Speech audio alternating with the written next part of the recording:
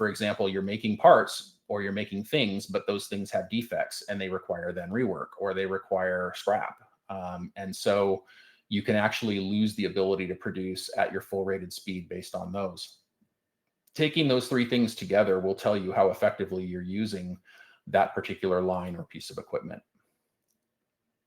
So here's an example using actual OEE numbers over a particular scenario. And in this case, we're looking at a situation where we are able to, if we used every minute of the day, we might be able to produce 1,000 units of product.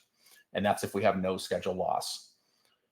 In this particular scenario, let's say we were down for 2 out of the 8 hours on the planned production time, which means we can't make 1,000 units anymore. We can only make 750 units in the best case.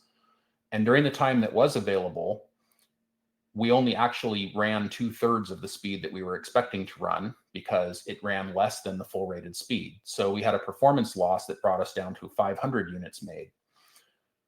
And looking at the very bottom, we had a quality loss of 20%. In other words, we made 4 out of 5 parts well, but 1 part was made poorly each time.